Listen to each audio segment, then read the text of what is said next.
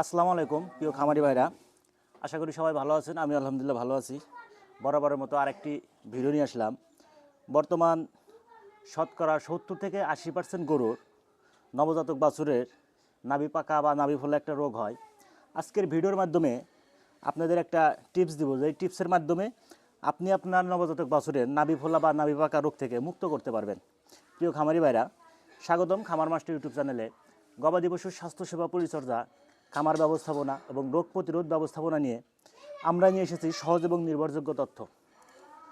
এরকম তথ্যমূলক ভিডিও পেতে আমাদের খামার মাস্টার ইউটিউব চ্যানেলটি এখনই সাবস্ক্রাইব করে দিন। আর পাশে থাকা বেল আইকনটি অবশ্যই চালু করে রাখবেন।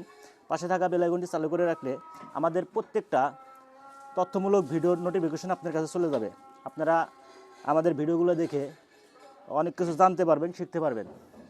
যাই হোক, এই বাচ্চাটা আজকে সকালে হয়েছে আর কি। এই বাচ্চাটা আপনারা জানেন, বাছুরের অনেক সময় নাভি ফুলে যায়, পেকে যায়, ভিতরে পোকা হয়।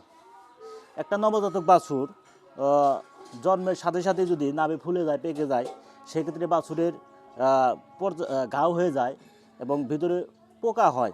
পোকা থাকার কারণে বাছুরের শরীরে ব্যথা তৈরি হয়। ব্যথা থেকে পর্যাপ্ত শরীর গরম হয়ে যায়, জ্বর চলে আসে। জ্বর চলে আসার কারণে বাছুরটা ঠিকমতো খাবার দাবার খেতে চায় না, বাছুরের গ্রোথ নষ্ট হয়ে যায়। নবজাতক অবস্থায় একটা বাছুর যদি অসুস্থ হয়ে যায়, সেক্ষেত্রে বাছুরের গ্রোথটা কমে যায়। সেই বাছুরটা সঠিক বৃদ্ধি পায় না, স্বাস্থ্য ঝুঁকিতে থাকে। যাই হোক, আজকের ভিডিওর মাধ্যমে এই জিনিসটা আপনাদের ক্লিয়ার করে দেব। যারা গরু পালন করেন, বিশেষ করে গাভী গরু পালন করেন, বাছুরের কীভাবে যত্ন নেবেন এবং এই নাভি ফোলা বা নাভি পাকা রোগ থেকে কীভাবে মুক্ত করবেন। বাছুর জন্মের সাথে সাথে আপনারা যেটা করবেন, বাছুরের নাভিতে যে কোনো অ্যান্টিসেপটিক, যেমন ভায়োডিন আছে, ভায়োডিন দিয়ে নাভিতে লাগিয়ে দিবেন। সকাল বিকাল যে পর্যন্ত নাভিটা না শুকায়, এ পর্যন্ত সকাল বিকাল ভায়োডিন দিয়ে নাভিতে লাগিয়ে দিবেন। সকাল বিকাল ড্রেসিং করে দিবেন। আশা করি আপনার খামারের নবজাতক বাছুরের এই সমস্যা থেকে মুক্তি পাবেন। প্রিয় খামারি ভাইরা, ভিডিওটি ভালো লাগলে অবশ্যই একটা লাইক দিবেন।